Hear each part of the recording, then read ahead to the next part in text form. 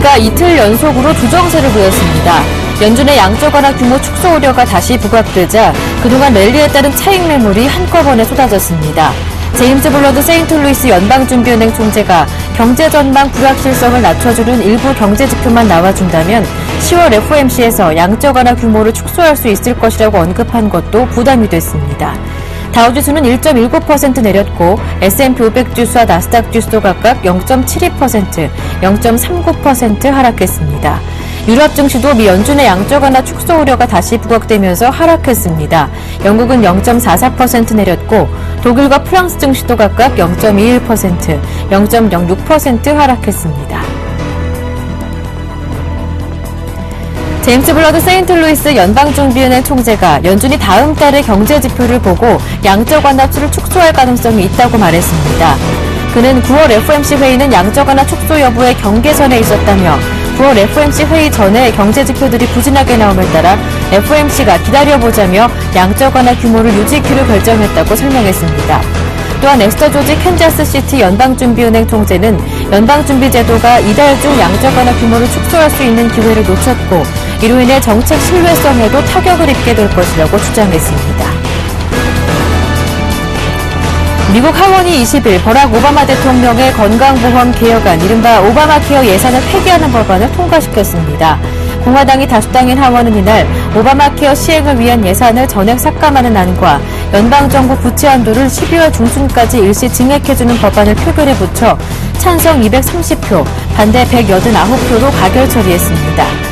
이 법안은 현재 16조 7천억 달러인 정부 부채 한도가 다음 달 소진되는 만큼 12월 중순까지 정부 운영자금을 조달할 수 있도록 하는 대신 9,863억 달러인 오바마 케어 예산을 2014년 회계연도에서 제외하는 것입니다. 이에 따라 새해 예산안을 둘러싸고 공화당과 민주당 간 격돌이 예상됩니다.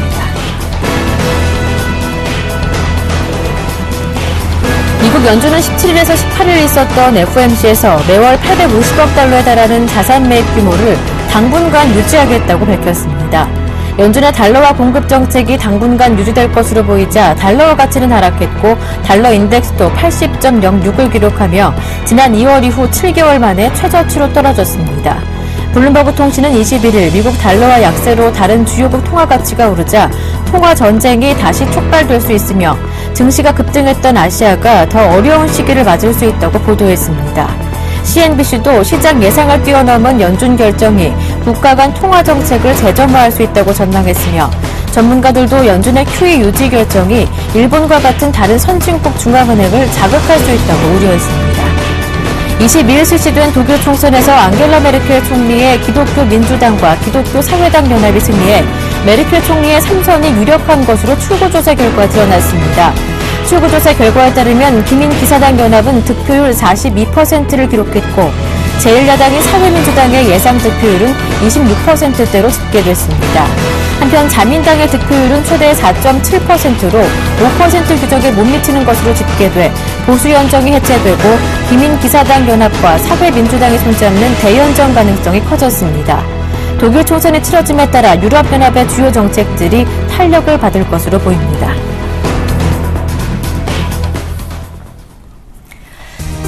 추석 연휴 즐겁게 보내셨나요? 굿모닝 대박예감 김보람입니다. 우리가 긴 연휴를 보내고 휴장하고 있는 동안에 글로벌 증시는 참 많은 이슈들이 있었습니다. 이슈의 중심에 있었던 9월 FOMC 지난주에 결정이 내려졌는데요. 시장 예상과는 다르게 양적 완화 유지 방침이 결정이 됐습니다. 시장 대부분의 예상은 이번 9월 FOMC에서 양적 완화 축소가 시작은 되지 않을까였었는데요. 예상 밖의 결과가 나왔죠. 당일 의혹 증시는 3대 주세 모두 크게 오르는 모습이었습니다. 주간 기준으로는 상승세를 이어가는 모습이었지만 결국 이후 내내 하락해서 결국 상승폭은 줄어드는 모습이었습니다. 이 밖에도 추석 연휴 동안 있었던 일들이 참 많았는데요. 그 많은 이슈들 오늘 국내 증시 하루에 반영이 될 것으로 보입니다. 하나하나 점검하는 시간 마련하겠습니다. 굿모닝 대박예감 1부 시작합니다.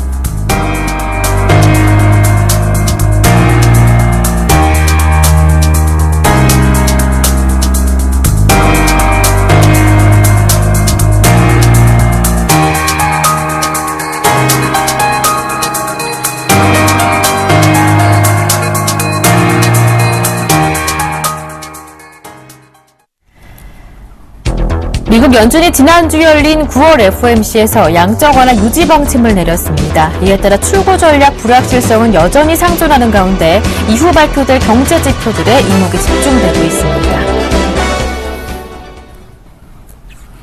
자세한 내용은 레이크쇼어 인베스터스의 이현민 이사님 모시고 함께 나누겠습니다. 안녕하세요. 안녕하십니까.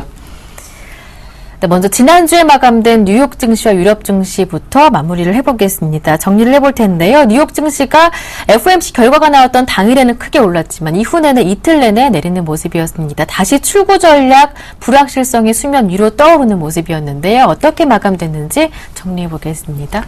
그렇습니다. 지난 금요일이었죠. 예. 유럽과 미국 증시는 모두 이제 하락세로 마감이 됐습니다. 이 연준 위원이 이제 발언 여파, 지방 연방은행 총재의 발언 여파가 네. 좀 부정적으로 시장에 먹구름을 좀 들이웠습니다. 다우지수는 1.19%가 하락했습니다. 15,451포인트로 마감이 됐습니다. 나스닥은 0.39%가 하락한 3,774포인트, S&P 500 지수는 0.72%가 하락한 1,709포인트로 마감이 됐습니다. 제임스 블라드 세인트 루이스 연방은행 총재, 이 지역 연방은행 총재는 올해 의결권을 가지고 있는 총재인데요. 10월에 테이퍼링, 양적 완화 축소가 나올 것이다라는 발언이 비교적 뉴욕 증시에 부정적 여파가 좀 있었고요. 그다음에 하원에서 공화당 의원들이 이 연방정부 부채 한도를 연말까지 연장하는 법안에 이 오바마 케어 공공의료보험 법안을 삭제한 예산을 통과를 시켰습니다. 이 부분도 좀 부정적으로 정부와의 물밑 교섭 이런 부분이 잘 나가지 못하는 이런 부분으로 해석이 되면서 좀 부정적 여파가 좀 있었습니다. 유럽 증시도 하락세가 두드러졌는데요. 영국의 FTSE 지수는 0.44%가 내린 6,596포인트로 마감이 됐고요. 독일의 닥스 지수도 0.44%가 내렸고 프랑스의 캬크 지수도 0.06%가 하락이 됐습니다. 이 밖에 이탈리아 MIB 지수도 0.49% 내리는 등 전반적으로 이 양적 완화 축소가 일부 이제 연기됐지만 그 리스크 부담에서는 조금은 좋지 않은 그런 분위기가 금요일 주요 증시의 움직임이었다라고 볼 수가 있겠습니다. 네, 시장 관심의 그 중심에 있었던 9월 FOMC 결과 다시 한번 자세하게 짚어보겠습니다. 양적 완화 축소, 일단 테이퍼링이 9월 FOMC에서 시작은 될 것이다라는 게 시장 대부분의 예상이었는데 예상을 깨고 유지 방침이 결정이 됐습니다. 따라서 이에 따라 10월 축소냐 아니면 12월이냐 출구 전략 불확실성에 다시 중심에 서 있는 모습인데요. 그렇습니다. 저도 이제 새벽 3시에 예. 잠을 깨서 현지 방송을 봤는데요. 추석 당일 새벽에 나왔었죠. 그렇죠. 예. No taper, 테이퍼가 없다. 이렇게 첫 일성이 나왔습니다. 시장에서는 이제 조금이라도 이 양적 완화 축소가 좀 나올 것으로 예상을 했는데요. 예상보다는 미국의 경기 수준을 조금 더 확실하게 지켜보겠다는 의사들이 현재까지는 좀 나온 주요 내용의 골자라고 볼 수가 있겠습니다. 시장에서는 뭐 100억 달러 정도는 축소가 될 것이다 예상을 했지만 보기 좋게 이제 빗나갔는데요. 그래서 이제 10월과 12월 두 번에 걸쳐서 올해 이제 그 FOMC 회의가 남아 있습니다. 이 중에서 이제 어떤 월에 테이퍼링이 나올 수 있을 것인가 이런 부분도 다소 현재로서는 미지수라고 볼 수가 있겠습니다. 현재 나왔던 9월 17일과 18일 날 연준의 FOMC 회의에서는 캔자스시티의 에스터 조지 총재만이 반대표를 던졌고 전반적으로 버냉키 의장이 아우르는 이러한 양적 완화 축소가 없는 결정에 대부분의 연방위원과 지방 연방은행 총재들이 찬성표를 던졌습니다. 시장 예상은 약 60% 정도는 테이퍼링이 이번에 이제 나올 것이다라고 예상을 했는데요. 시장과의 교감을 좀 못 맞췄다라는 부분이 다소 좀 부정적으로 현재 나오고 있고요. 일부 비판적인 언사들도 계속적으로 현재 나오고 있습니다. 또한 연준이 올해 경제 성장률을 다시 낮췄다는 점도 다소 부정적이라고 볼 수가 있겠는데요. 현재 연준은 올해 미국의 경제 성장률을 2.3에서 2.6, 가장 하단을 2.3 정도로 현재 보고 있는데요. 2.0에서 2.3으로 0.3%포인트를 내렸습니다.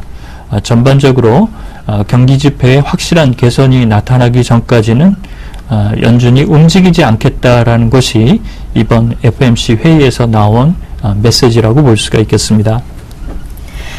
네, 일단 시장은 양적 완화 유지 방침이 결정이 됨에 따라 안도하는 분위기였지만 앞서 뉴욕 증시, 유럽 증시 분위기를 살펴봤듯이 이 안도감은 1일 전화에 끝나고 증시도 좀 하락하는 모습을 보였습니다. 따라서 이제 올해 10월이 될 것이냐, 12월이 될 것이냐, 아니면 버냉키 의장의 임기가 1월에 끝나는 만큼, 내년 1월에 끝나는 만큼 내년으로 미뤄질 것이냐, 다시 이 시기에 대한 의견도 분분해지고 있는데요. 그렇습니다. 이달 초에 나왔던 8월 비농업분 일자리 수가 예상보다 좀 미흡했죠. 네. 그것이 이제 조금 애매할 것이다라고 예상을 했는데요. 특히 이제 수정치로 이날 발표됐던 7월 비농업분 일자리 수가 11만 명으로 크게 떨어진 점도 결정에 좀 영향을 미쳤다라고 볼 수가 있겠습니다. 뭐 여러 가지 현재 그 분석들이 나오고 있습니다. 모기지 금리가 예상보다 빠르게 올라가고 있는 것이 부정적 여파가 좀 있었다라고 보는 시각도 있고요. 최근에 주택 건설 지표가 예상치보다는 다소 조금은 좀 상승률이 부진하게 나왔다, 이런 분석도 있습니다. 그렇지만 제가 보기에는 이 제임스 블라드 세인트루이스 연방은행 총재가 그 이전에도 9월은 아니고 10월에 나올 가능성이 높다라고 계속적으로 현재 얘기를 하고 있는데요. 시장에서는 10월보다는 12월 가능성을 현재 높게 점치고 있습니다. 그렇지만 미국 현지 언론의 현재 톤을 보면 소수 의견이긴 하지만 오바마 대통령이 이 부채 한도 상향 협상이 마무리되기 전까지 양적 완화 축소를 개시를 조금은 좀 미뤄달라라고 사전에 좀 주문을 했다는 얘기들이 좀 오가고 있습니다. 만약에 이 내용이 맞게 된다면 10월 29일과 30일 날 연준이 9월에서는 이제 현재 보류 상태로 나왔던 이 부분을 다시 100억 달러 정도로 양적 완화 자산 매입 규모를 축소할 수 있을 것으로도 볼 수가 있겠습니다. 그렇지만 이것도 이제 예견이라고 볼 수가 있겠고요. 이제 다음 주 정도면 빠르면 오바마 대통령이 차기 연준 수장을 발표할 것이다라는 내용도 나오고 있는데요.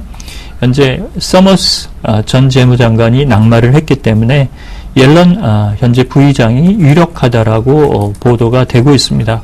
옐런 의장이 만약에 차기 수장으로 지명이 될 경우에는 올해보다 자넷 옐런 의장에게 전권을 맡길 수 있는 이런 변수도 하나 좀 있다라고 볼 수가 있겠습니다. 어쨌든 신흥국 시장으로서는 시간을 좀 벌었다라는 측면이고요. 10월과 12월 두 번의 회의에 걸쳐서 이 테이퍼링이 나올 수 있을지 이 부분을 잘 봐야 될 것으로 볼 수가 있겠습니다. 네, 일단 시장의 중로는 10월보다는 12월 쪽으로 무게가 쏠리고 있는 상황인데요. 오바마 대통령이 부채 한도 상한 협상이 마무리되기 전까지는 테이퍼링도 지연해달라라고 발언했던 것만큼 이번 9월 FOMC에서 영향력이 있었다면 당장 10월 하순에 있을 10월 FOMC에서 테이퍼링이 실시될 수 있지 않을까라는 게 이사님의 의견이셨습니다. 한편 지난 주말 하원에서 공화당이 주도하는 오바마 케어, 오바마 대통령의 핵심 정책이었죠. 건강보험 개혁안 오바마 케어 관련 예산을 없앤 잠정 예산안이 통과가 됐습니다. 그렇습니다. 계속적으로 이제 공화당은 이런 부분에서 주고받기식 협상이 안 되니까요. 자기들의 의사를 그대로 하원에서 통과를 시켰는데요. 내년 예산에서 이 오바마 케어 공영의료보험 예산을 아예 뺀 채로 그 가결을 시켰습니다. 여기 이제 같이 이제 그 나온 부분은 올해 말까지 부채 한도 내용을 조금 연장해주는 이런 내용도 이제 같이 포함이 됐는데요.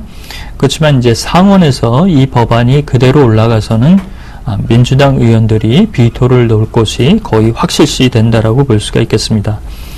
현재 이제 9월 말까지 이 회계연도 결산원이 마감이 되기 때문에 이번 주 내로 빠르면 이제 그 내년도 예산안을 통과시키는 것이 수순이라고 볼 수가 있겠습니다. 그리고 부채 한도도 하원에서는 통과를 됐지만 이것이 이제 상원과의 물밑 접촉이나 교감이 없었기 때문에 이 부분도 새롭게 현재 마련해야 된다는 숙제를 좀 안고 있는데요. 어찌됐건 이번 주 내내 이 그 오바마 케어 관련된 공화당과 민주당의 줄다리기 이런 부분에서 조금은 시끄러운 부분이 있다라고 볼 수가 있겠고요.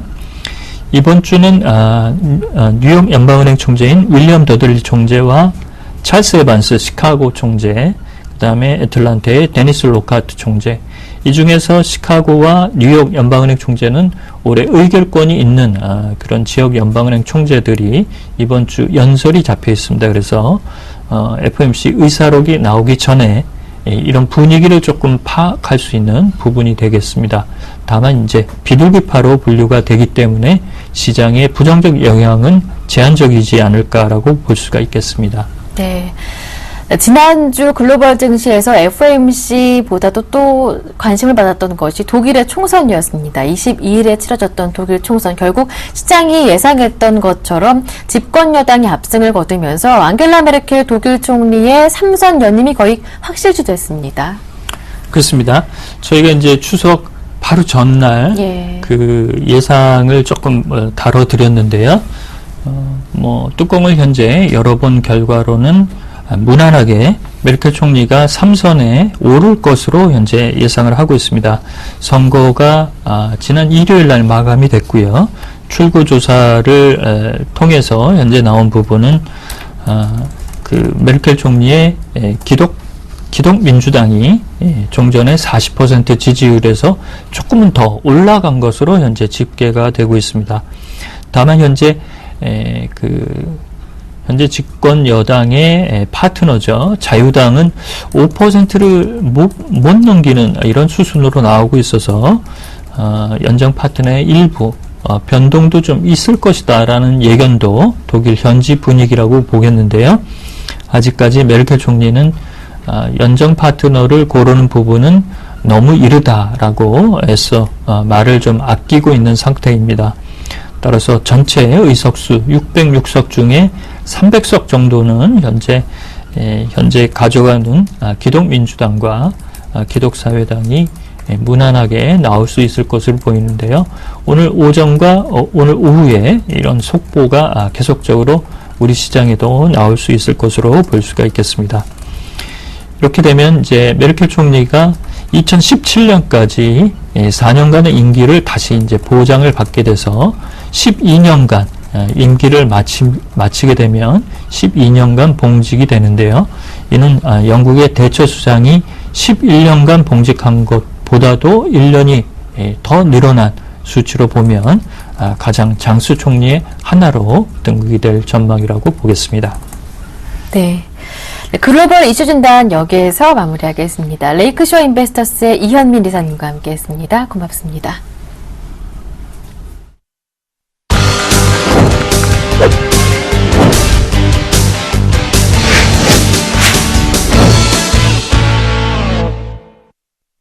네, 이어서 김용준의 골드박스 함께하겠습니다. 샘플러스 김용준 전문위원님 전화로 연결되어 있습니다. 안녕하세요. 예, 안녕하세요. 네, 지난주 화요일장이죠. 추석 연휴의 마지막 날 소폭 하락했지만 증시는 2천선은 유지하면서 마무리가 됐습니다. 그 사이 미국 쪽에서는 양적 간의 유지 방침이 결정이 됐는데요. 그 이후 흐름 어떻게 될지 궁금합니다. 일단 화요일장 정리부터 해볼게요. 예, 화요일장의 정리라는 의미보다는 그 전체적으로 지금 최근에 어떤 흐름들을 좀 한번 큰 맥락에서 한번 좀 짚어볼 필요가 있지 않을까 좀 생각이 듭니다. 최근에 이제 지수가 이제 2,000 이상을 이제 도달을 하면서, 지수의 어떤 추가적인 상승에 대한, 얘기하고, 그 조정에 대한 얘기들이 서로 이제 충돌하는 그런 구간인데요. 현재 시점은 전체적인 큰 흐름에서 봤었을 때는, 지수의 박스권 상단이 한 2년 정도의 박스권 상단이라고 일단 볼 수가 있습니다. 지금 이제 2012년도죠. 2012년도 최고점을 찍었던 게 이제 한 2050% 정도를 기록을 했고요. 그 당시가 이제 작년 한 4월달 정도 됐죠.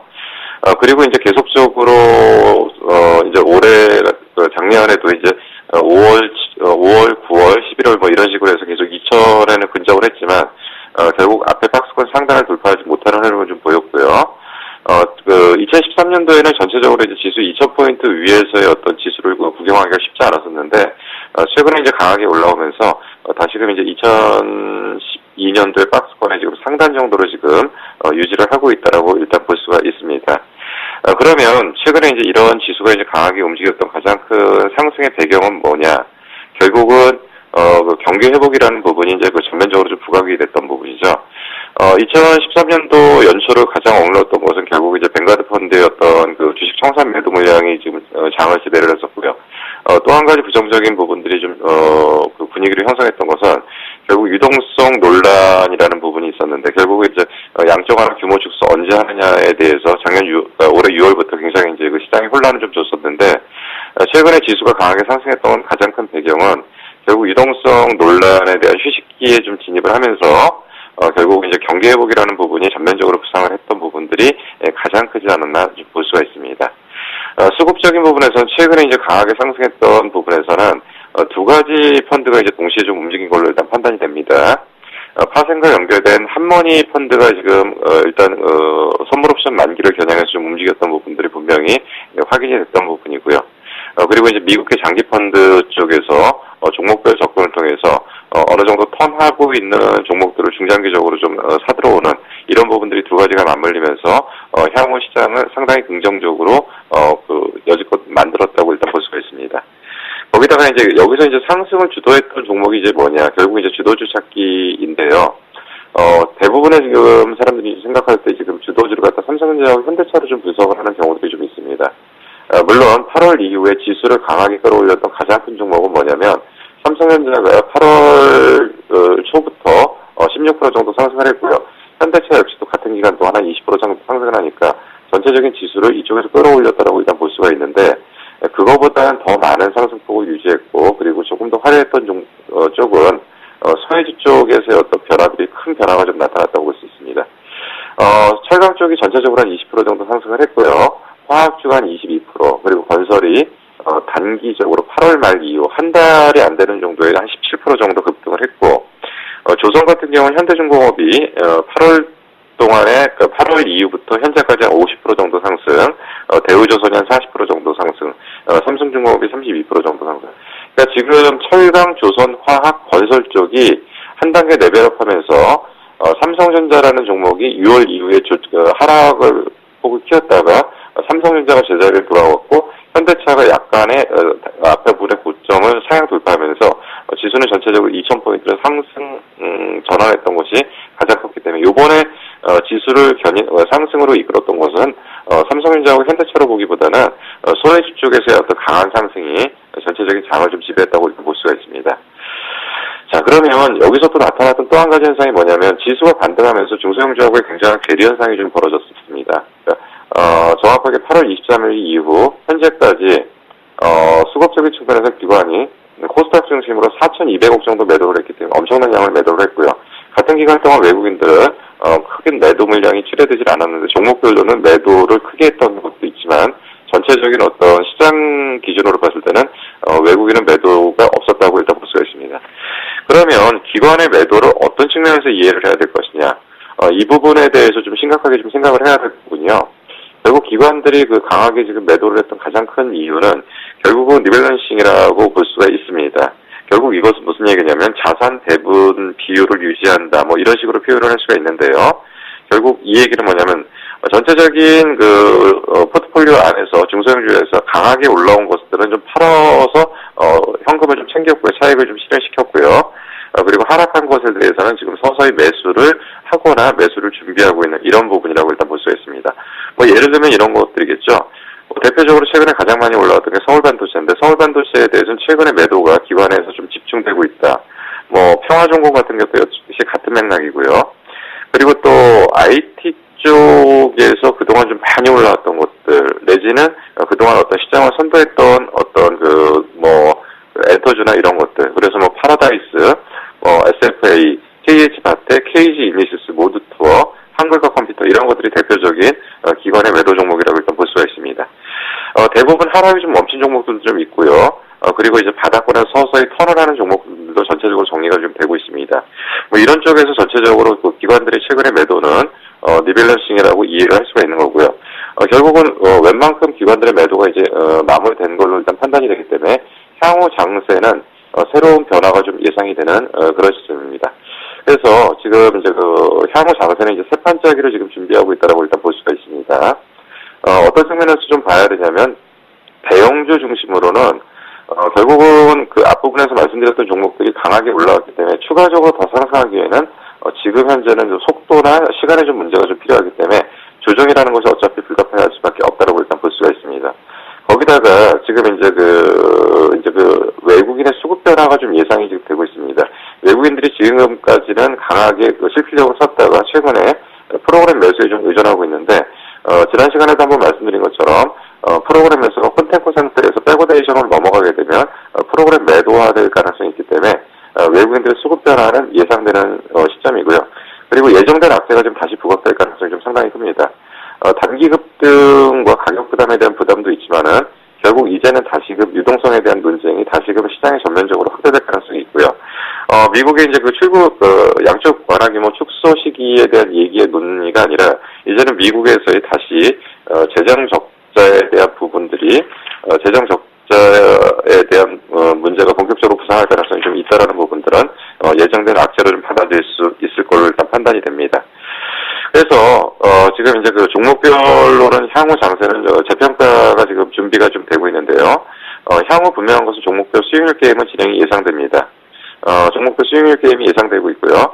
이러한 변화들은 아마도 이제 오늘 같은 경우에는 약간의 좀 충격이 좀 예상되기 때문에 초반 정도에 웬만큼 진정되고 나서 주요분부터는 상승할 수 있는 종목들이 대부분 좀 준비가 될 것 같은데, 뭐 몇 가지 힌트를 좀 드린다면은 대표적으로 그리드 패러티라고 해가지고 태양광 쪽에서의 화석 연료 발전 단가와 태양광 발전 단가가 맞물리는 과정에서 이쪽에 대한 비중이 좀 확대되면서 신재생 에너지 쪽에 대한 부분들이 다시 부각될 가능성도 있고요.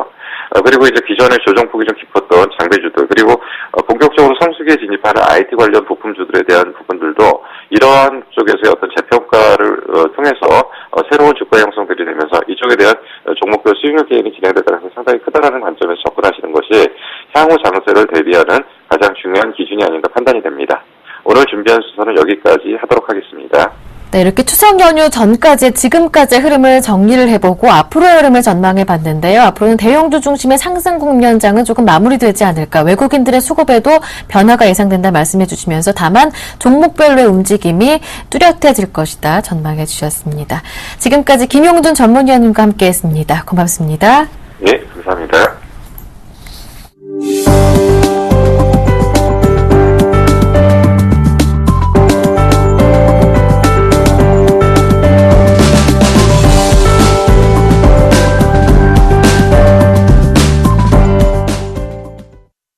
네, 오늘 장 전략 시간으로 이어가겠습니다. 긴 연휴를 마무리하고 새롭게 시작하는 월요일장인데요. 매주 월요일은 주간 증시 캘린더 짚어보는 시간 마련을 하고 있죠. 유스탁의 유창희 대표님 모셨습니다. 안녕하세요. 안녕하십니까.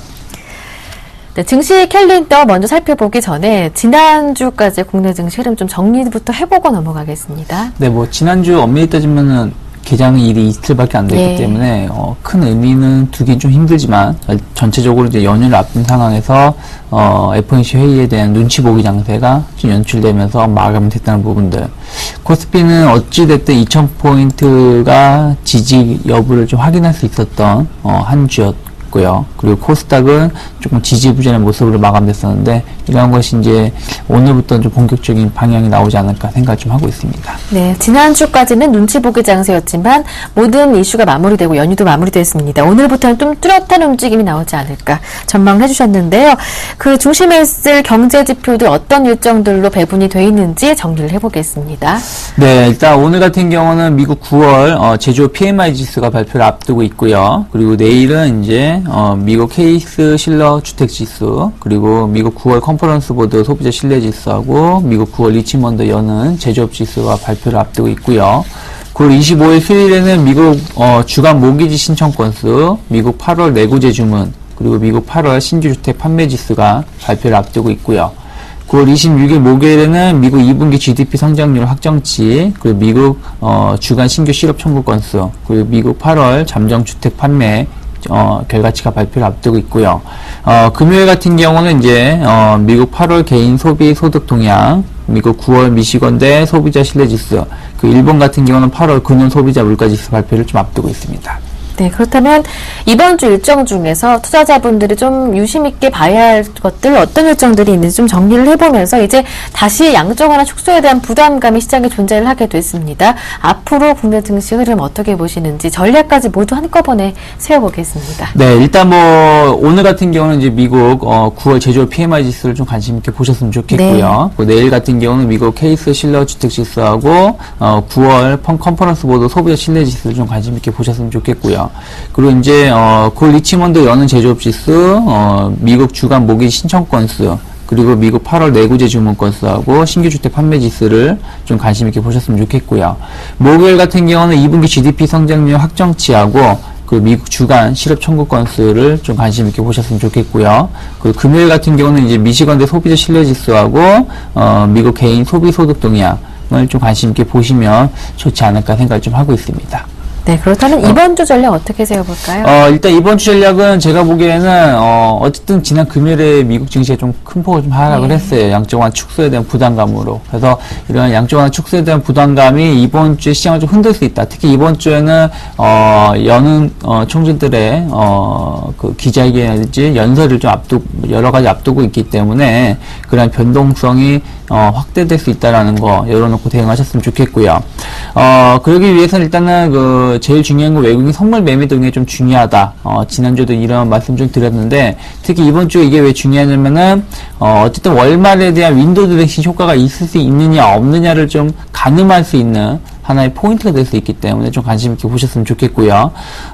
종합주가 지수는 지수상으로 2000포인트가 지지가 될 수 있는지, 2000포인트를 일시적 붕괴를 하더라도 다시 여기를 회복하면서 한 주가 마감이 될 수 있는지 여부를 좀 관심 있게 보셨으면 좋겠고요. 수급적으로도 이제 아까 제가 선물 동향을 좀 관심 있게 보시자고 말씀드렸는데, 유가증권 시장과 코스닥 시장의 매수세가 좀 더 계속해서 유지가 될 수 있는지 여부를 좀 연동해서 같이 보시는 게 좋지 않을까 생각을 좀 하고 있고요. 코스닥 같은 경우는 아까 제가 코스피는 2000포인트가 좀 중요하다고 말씀드렸고, 코스닥은 535포인트 돌파 여부를 좀 확인할 필요가 있다. 무슨 얘기냐면 이 자리가 61선을 533포인트가 61선을 좀 그리고 있고 241선도 그 자리에 있기 때문에 이 자리가 강하게 돌파가 될 수 있는지 아니면 이 자리가 또 저항이 되는지 여부를 좀 확인할 필요가 있지 않을까 생각을 좀 하고 있고요. 업종별 혹은 종목별로 대응하신다라면은 일단 이제 경기 민감주들, 시장의 변동성이 확대가 된다라면은 경기 민감주들의 변동성이 좀 강화가 될 수 있겠죠. 그래서 경기 민감주들은 변동성 장세를 좀 열어놓고 대응할 필요가 있지 않을까 생각을 좀 하고 있고요. 반대로 이제 시장이 좀 안 좋게 흘러간다라면은 경기 방어주들이 상대적으로 수혜를 입을 수 있는지 여부. 근데 제가 보기에는 경기 방어주들이 수혜를 입기에는 지금 그렇게 좋은 모습은 아니기 때문에, 큰 기대는 하고 있진 않지만은, 어쨌든 시장의 변동성이 확대가 된다라면은, 경기 방어주가 대안주로 또 나설 수도 있다라는 건 좀 열어놓고 대응을 좀 할 필요가 있지 않을까 생각을 좀 하고 있고요. 코스닥 시장 같은 경우는 여전히 좀 중소형주를 중심으로 해가지고, 변동성 장세가 좀 발생될 수 있기 때문에 이러한 부분들은 좀 조심을 하면서 주 초반에 대응할 필요가 있지 않을까 생각을 좀 하고 있습니다. 네, 코스피 2000을 유지하게 되고 코스닥은 535를 돌파하게 된다면 향후 흐름도 좀 긍정적으로 전망을 하시면서 그렇지 않다면 경기 방어주 쪽에서 대안을 찾아보는 것 좋겠다 말씀해 주셨습니다. 지금까지 유스탁의 유창희 대표님과 함께했습니다. 고맙습니다. 네, 고맙습니다.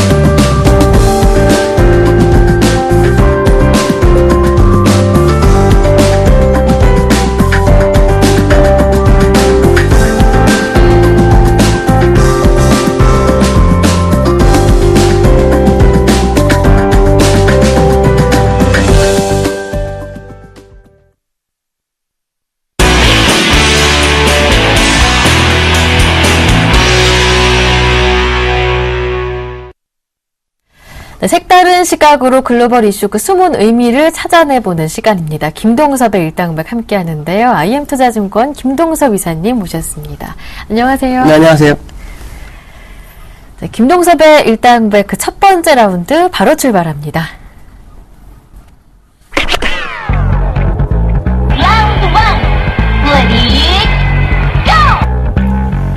미국 연준이 양적 완화를 줄이지 않기로 예상 밖의 결정을 내리면서 금융시장 흐름에 대한 이전 전망도 다르게 나타날 것으로 높아졌습니다. 시장 대부분의 이 예상이 양적 완화 축소 출발은 하게 되지 않을까, 그 규모는 적을지라도 시작은 하게 될 것이다 였는데, 그동안 김동섭 이사님은 계속해서 아직은 9월은 부담스럽다 강조를 하셨습니다. 결국 이사님의 예상대로 유지 결정이 내려졌네요. 양적 완화 축소는 이제 어차피 해야 되는 건 맞아요. 예. 그 시기에 대한 부분인데, 그 벤버네키 의장은 연초부터 시장의 방향성에 대해서 어느 정도 제기를 해줬어요. 제시를 선제 안내를 했어요. 근데 그거를 지금 그 시장의 애널리스트들은 자기 마음대로 해석을 했죠. 물론 벤버네키 의장이 정책을 다 결정하지는 않습니다. 그렇지만 의장과 부의장의 의견이 거의 100% 맞아 들어간다고 봐야 되겠죠. 벤버네키 의장 같은 경우에는 임기 내내 정책을 변화를 줄 때는 항상 8월에 있었던 잭슨홀 연설에서 그 결과를 줬었죠. 근데 잭슨홀 연설에 참여하지 않는다라는 것부터가 벌써 양적 완화 축소는 그때는 아니다라는 것을 가르쳐 준 거고요. 그 다음에 계속 이제 지표에 대해서 말을 하고 있는데, 시장에서는 그 실업률이 7.3%가 됐으니까 이게 괜찮지 않느냐라고 하는데, 이게 퀄리티가 엄청 떨어진다는 것은 누구나 다 알고 있는 사실이죠.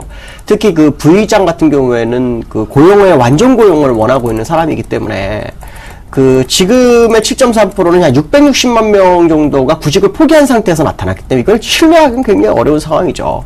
그렇기 때문에 이런 부분들을 봤을 때 양적 완화 축소가 쉽지 않은 상황. 또 세 번째로는 미국 정부가 지금 정부 폐쇄 위기에 있고, 그다음 정부채 상환 문제까지도 해결하지 못한 상황이 있는데, FRB 쪽에서도 역시 이것을 진행한다 그러면 시장에는 엄청난 충격으로 다가올 수 있다는 거죠. 그래서 적어도 FRB 쪽에서는 이 부분을 멈춰섰다. 그러면 이제 10월 달에 제임스 블라드가 얘기하면 10월 달 하겠냐? 제가 볼 때 10월 달도 어렵다는 거죠. 왜냐면 그 경제 지표가 개선되는 모습을 본다는 것이 1, 2주를 보고 하지는 않습니다.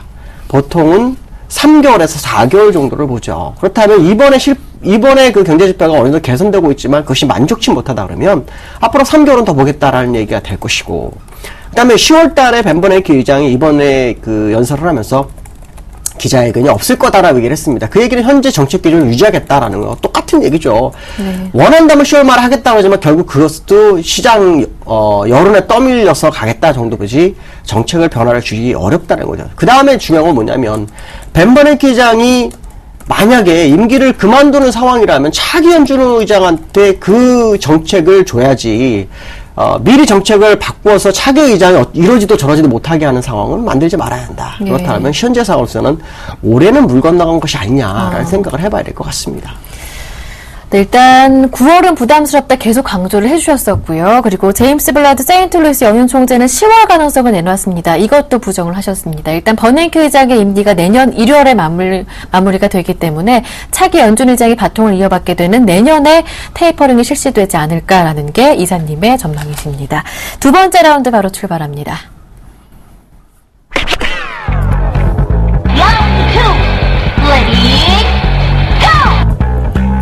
투자의 규제 워렌 버핏 회장이 내년 1월 임기가 끝나는 버냉키 의장이 연준 의장을 연임했으면 좋겠다고 밝혔습니다.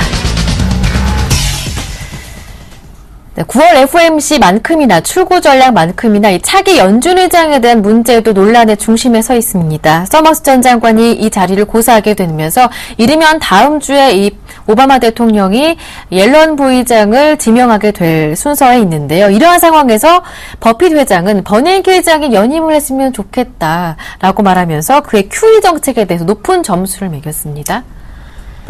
버핏이 얘기하는 것은 무슨 말이냐면, 예.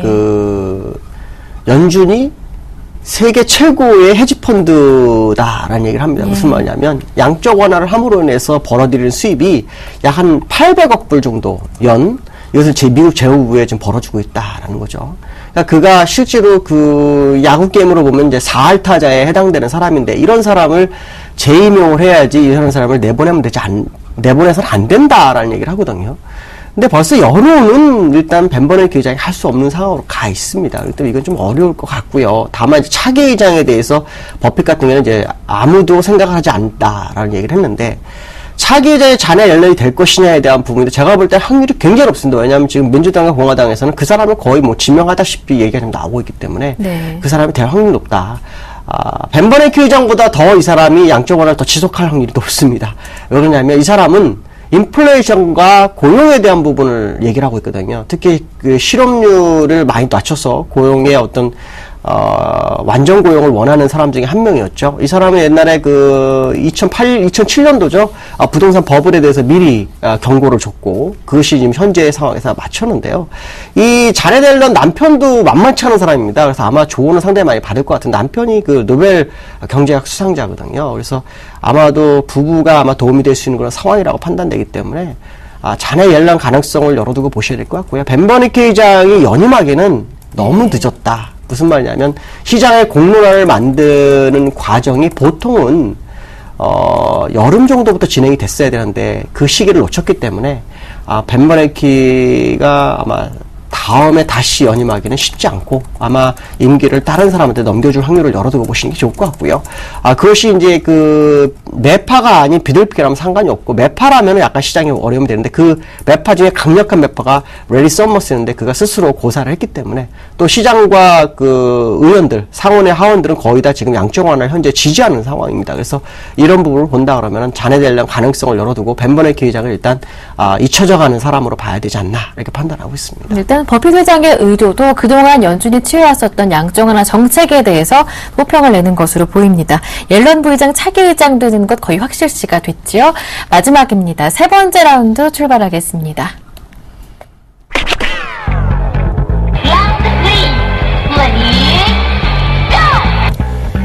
파이낸셜 타임스가 코렉시코, 즉 한국과 멕시코를 미국 출구 전략의 피난처로 삼으라고 투자자들에게 권고했습니다.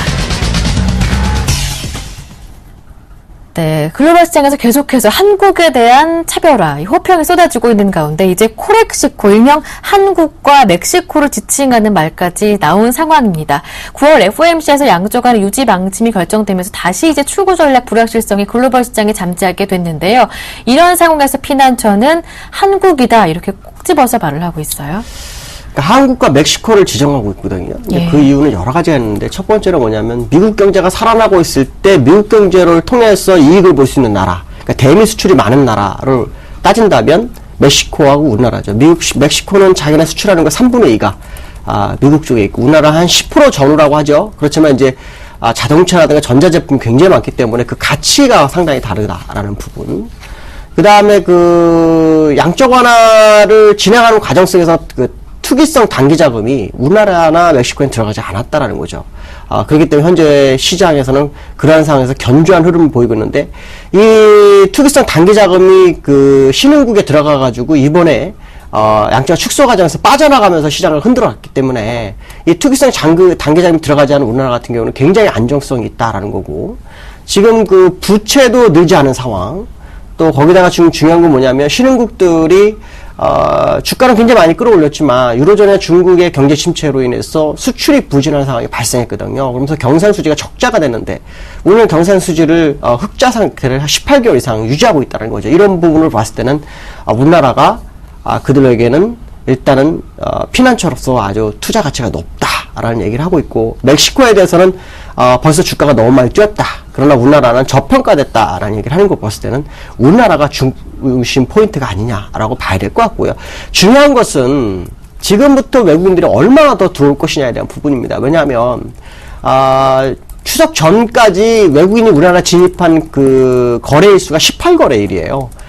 이 18거래는 작년에 11월 29일부터 국내장에 그 외국인 들어왔을 때하고 타이 기록을 가지고 있죠. 차이점이 있다면 그때보다 금액이 2배가 많습니다. 그 당시에는 3조 6천억이 들어왔고 지금은 7조 6천억이 들어왔죠. 거의 2배가 넘는 상황이죠.